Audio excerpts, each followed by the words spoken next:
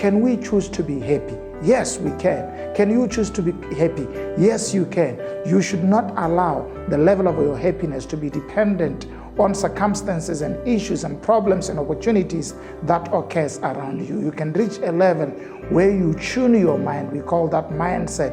You create a new mindset that is able to go beyond circumstances and issues and problems and opportunities to create what it wishes to experience, so that the level of your soul is not dependent on the physical context of your life. So we can choose happiness. Choose to be happy. And I know there are people in your life that are sad, and sometimes there's a logical reason why you should be sad and why you should not celebrate. Hey, don't allow circumstance to stop you from being happy. You can choose to become happy irrespective of what is happening in your life. It's a choice you can make to be happy.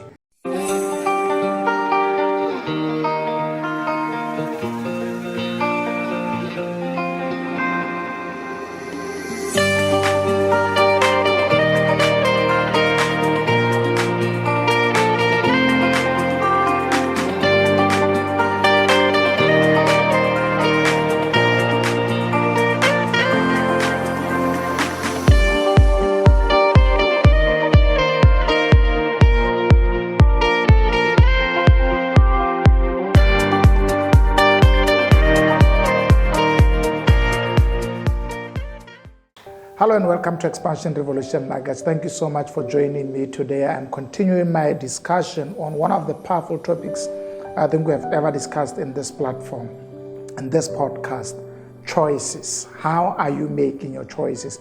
And what is the yardstick do you use for the choices that you are making for your life? I can tell you, if there is any greatest prayer any one of us should be able to pray, is to say, Lord, help me to make right decisions. Because how far you go in life is going to be a product of how you make decisions. And I can tell you, your life as it is right now is a product of how you have been making decisions. So choices are very important to how we make our lives. And I don't want you to be living a life where you have more regrets than more celebration. And the art of reducing regrets and increasing probabilities of celebration is when we begin to concentrate on how we make choices. Today, I'm looking at an area that I think is a priority area in terms of choices, and I want to focus on how to choose happiness. Would you agree with me that happiness is one of the things that we need to choose? I know for majority of us, most people think that happiness is something that befell you and you just happen to find yourself excited and happy in a day. But I can tell you, there's a certain level of intentionality that is required out of you for you to drive towards the level of being happy. Can we choose to be happy? Yes, we can. Can you choose to be happy? Yes, you can. You should not allow the level of your happiness to be dependent on circumstances and issues and problems and opportunities that occurs around you. You can reach a level where you tune your mind. We call that mindset. You create a new mindset that is able to go beyond circumstances and issues and problems and opportunities to create what it wishes to experience, so that the level of your soul is not dependent on the physical context of your life. So we can choose happiness.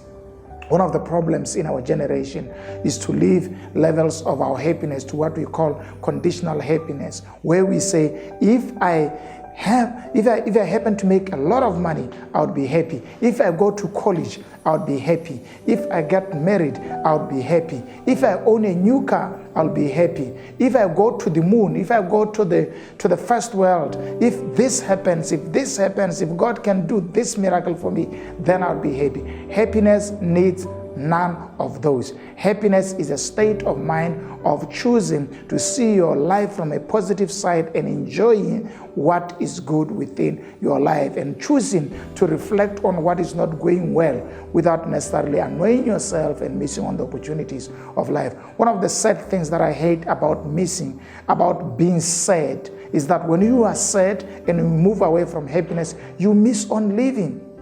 Your mind concentrates a lot on how bad things are happening, that you fail to recognize the goodness of the Lord in your life. And that's one of the strategies in which the devil, the enemy of your soul, would lead you astray, by making you reach a conclusion that there is nothing that is good happening in your life, and therefore you are worthless.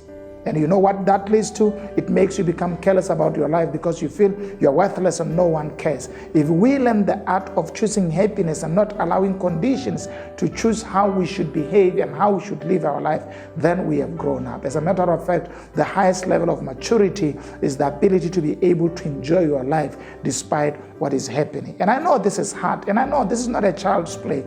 The ability to be content in the midst of a mess is not easy. Children cannot do that. Immature people cannot do that. But when you grow and you learn to depend on the grace of God to stabilize you when you don't have any stability, then you can reach a stage where you are no longer allowing things that are going the wrong way to take away and create the mood of your day. I mean, your boss can easily take you out of your mood, or your junior can easily get you out of your mood, or your children, or maybe people, or maybe a driver on the streets. You are so vulnerable that how other people drive their cars can actually make you either worse or bad. You need to get in control of your life. You can't allow your life to be dependent on other drivers, on the mood of other people, on your spouse, on whosoever. You have accountability and responsibility to take over choosing to become happy.